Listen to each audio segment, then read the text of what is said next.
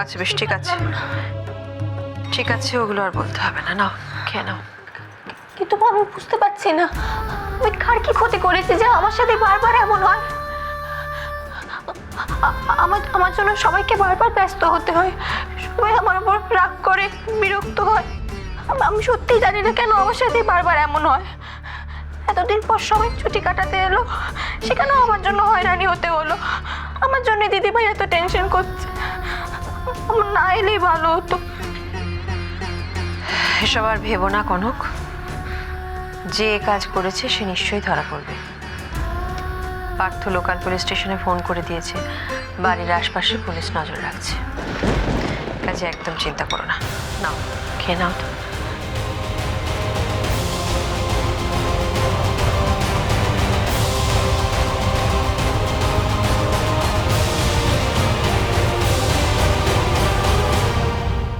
এমনিতেই অনেকটা দেরি হয়ে গেছে। রাতও তো বাড়ছে। আজকে সারাটা দিন যেভাবে কেটে গেল, এভাবেই জীবনের একটা একটা করে দিন কিন্তু কমে যাচ্ছে। আর দেরি করাটা কি ঠিক হবে? আপনি ঠিকই বলেছেন। এত রাতে বিচে থাকাটা মনে হয় ঠিক হবে না। ফিরে যাওয়া উচিত আমাদের। কালকে তো সূর্যোদয় দেখতে নিশ্চয়ই যাবেন। থরি, আমি আমাদের জীবনের কথা বলছি, তুমি বুঝতে পারছো না? ভাবছি বাড়ি ফিরে দিদির সঙ্গে এই নিয়ে কথা বলবো। আপনি একদম ঠিক বলেছেন মহেশবাবু। আপনার দিদির মনটা পুরো সমুদ্রের মতো, যার একটা পার আকাশকে ছোঁয় আর আরেকটা পার মাটির খুব কাছাকাছি। ছোট বৌদি মানুষের মন এত সহজে বুঝে ফেলে আমি ভাবতেও পারি। আমার মতো একজন সামান্য মেয়ের মনের ভাষাও কত সহজে ছোট বৌদি করে ফেলছে, আমি তো ভাবতেই পারি। কি বলছো তুমি? দিদি সব জানে? কি বলেছে? আমাকে ভেবে জানাতে বলুন। আর তুমি?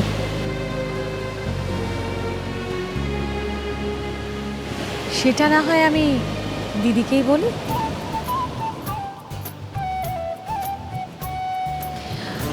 বলছিলাম যে আপনার রাতের ঘুমের সময় কি এখনো হয়নি?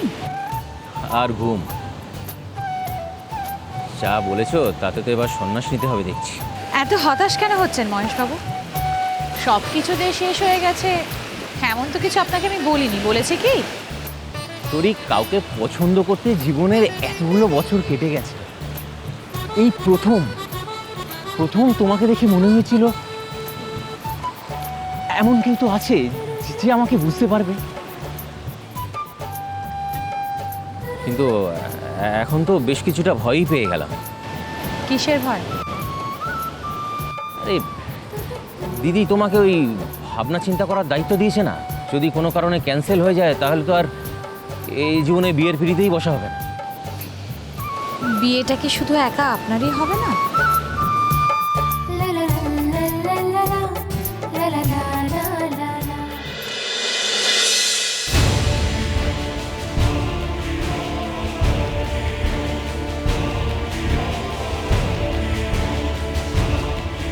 তোরি, হ্যাঁ, কি দেখছো? কেউ একটা গেল বলে মনে হলো জানেন। কোথায়? কেউ তো নেই, দেখো। আরে এটা তোমার চোখের ভুল, দেখো কোথাও কেউ নেই, দেখো। তাই? হ্যাঁ হ্যাঁ সত্যি, কলকাতায় বসে এরকম একটা নির্জন জায়গার কথা ভাবাই যায় না। অথচ দেখো তেমন একটা কিছু রাতও যে হয়েছে তেমন নয়। আরে বাবা, জায়গাটা তো কলকাতা থেকে খুব একটা বেশি দূরে নয়। এখানে তো উইকেন্ডে যে কেউ ঘুরতে আসতে পারে। কিন্তু দেখো, কারো কোনো সারা শব্দ পাচ্ছ? আসলে বাড়িটা যে জায়গায়, আশেপাশে কোনো লোকালিটি নেই। বাড়িটা বানানোই হয়েছিল এরকম নিরালা জায়গা দেখে। সত্যি জনবসতির থেকে এত দূরে বাড়ি করার কি দরকার ছিল কে জানে। চোর ডাকাতে তো হামলা করলে কেউ টেরও পাবে না। মা, তুমি আবার ভূতের থেকে চোর ডাকাতে চলে গেলে কেন? একটাতে আটকে থাকতে পারলে না? কিন্তু বাবা জীবনে একটা দেখা তো একটু আগেই পাওয়া, থুড়ি শোনা গেল ওই কনকের চিৎকারে। তা বাকিগুলা যে আশেপাশে নেই তাই বা কি করে বলা যায় বলো? ও প্লিজ, আপনি আর ভয় দেখাবেন না। আপনার বেয়ান এমনিতেই ভয় কুকড়ে রয়েছে। এরপর রাতে ঘুম থেকে উঠলে আমাকেও ঘুম ভাঙে বাবা। হ্যাঁ সত্য কি কনক রাতে কিছু খেয়েছে তো? হ্যাঁ, ছোট মা গিয়ে খাইয়ে এসেছে। আচ্ছা তুই এত ভেঙে পড়ছিস কেন? কিচ্ছু হবে না, দেখবি কাল সকালে উঠলে সব ঠিক হয়ে যাবে। এ দাদা ভাই, এরকম হঠাৎ করে মুসড়ে পড়লি কেন? হ্যাঁ, আরে বৌরানীকে নিয়ে টেনশন হচ্ছে তো? শোন, তুই একদম চিন্তা করিস না। তুই শুধু বললো বাহাদুরকে বলেছে আমাদের বাড়িতে নজর রাখতে। হ্যাঁ সাত্তকী, চিন্তার কিচ্ছু নেই, একদম চিন্তা করো না। থানায় খবর গেছে, দেখবে সব ঠিক হয়ে গেছে। কিন্তু আমি তবু আপনাদের বলে রাখি, আমাদের কনকের না আবার ভয় ডর পাওয়ার রোগ আছে, যাকে বলে রোজ্জুতে সর্পবাম, ওই। তাই ওর কথায় অত লাফালাফি করাটা কি ঠিক হবে কেনে? হ্যাঁ, আচ্ছা শিখে তুমি কি বলছো বলো তো? তুমি তো নিজের চোখে দেখেছো কনক কিরকম একটা ভয় পেয়েছিল, আর তাও তুমি আচ্ছা দেখো, একটা অজানা লোক মেয়েটাকে পিছন থেকে জাপটে ধরে মুখটা চেপে ধরেছে, আর সেটা তুমি বলছো কনকের ভুল মতিভ্রম। তুমি দয়ানন্দবাবু একদম ঠিক বলেছেন। পৌরাণীকে দেখেই বোঝা যাচ্ছিল যে ভীষণ ভয় পেয়েছে।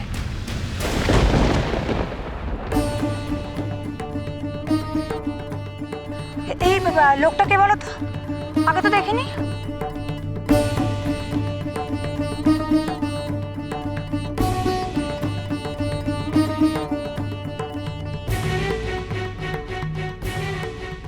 সত্যি তো?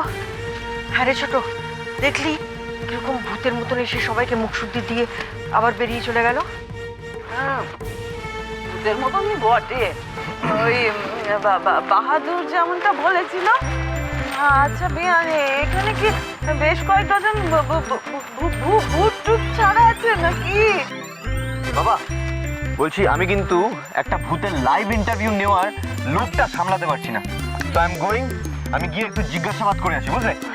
দাঁড়া দাঁড়া দাঁড়া, যাস না যাস না, এসব লোকাল লোক, এদের ঘাটে দিয়ে আস না, মুশকিলে পড়বি। একদম ঠিক বলেছেন দাদা। দেখো অব্র, এদেরকে ছাড়া যখন আমাদের চলবেই না, তখন এদেরকে না কাটানোই ভালো, বুঝেছো? ওদের একদম ঝামেলা বলে যাস না। আচ্ছা আমি বলছি যে আমরা তো এখানে সবাই মিলে অনেকক্ষণ ধরে আড্ডা দিচ্ছি, কনক কি ঘরে একা ঘুমোচ্ছে? হ্যাঁ তাও তো বটে, ওকে তো একলা রাখা যাবে না। ও যদি একলা থাকে তাহলে আমাদের এই আড্ডা মারাটা একেবারে চৌপাট হয়ে যাবে। তোমরা কথা বলো, আমি ওকে গিয়ে দেখছি। তাহলে আমিও চলে যাবো তোর সাথে। তুই গেলে আমি এখানে একা থেকে কি করব তুই বল? মানেটা কি? আমরা তো সবাই আছি। সেটা না, আমি দাদা ভাই লেগ পুল না করতে পারলে তো আমার রাতে ঘুমিয়ে আসবে না। আচ্ছা ঠিক আছে, এবার আমার কথা শোনো। আমার মাথায় একটা আইডিয়া এসেছে, আমরা সবাই মিলে কনককে এখানেই নিয়ে আসি না, তাহলেই তো হয়ে গেল। না না, সেটা কিন্তু উচিত হবে না ছেলেমেন, কারণ আফটার অল একটা শক পেয়েছে, আজকে রাত্রে ওর একটু বিশ্রাম দরকার। না তোমরা বরং বসে কথা বলো, গল্প করো, আমি যাচ্ছি ওর কাছে। না বেয়ান, বসেন না, আপনি গেলে তো আড্ডার জৌলুসই হারাবে যে। আপনারা তো আছে। আমরা কি আর তেমন করে কথা বলতে পারি? না, কলকাতার বাড়িতে তো আপনি রাজপাট সামলাতেই ব্যস্ত। আপনার এরকম ঘরোয়া আড্ডায় পাওয়াই দেয়, তার চেয়ে বরং এখানে দুটি কথা বলে ভালো লাগে। বসে। উনি ঠিকই বলেছেন। ছোট বৌদি প্লিজ আজকে আমাদের সাথে বসো না, একটু গল্প করো না। বসো বসো প্লিজ, বসো। বসেন না বেয়ান, বসে। সাত্তকী একটু থাক। দেখ না, এই তো পুরোনির হয়তো আলো জ্বলছে, আর আমরা তো সকলে আছি এখানে, ওর কিচ্ছু হবে না, টেনশন করিস না। আয় আয় এখানে বস, আয় আয় বস।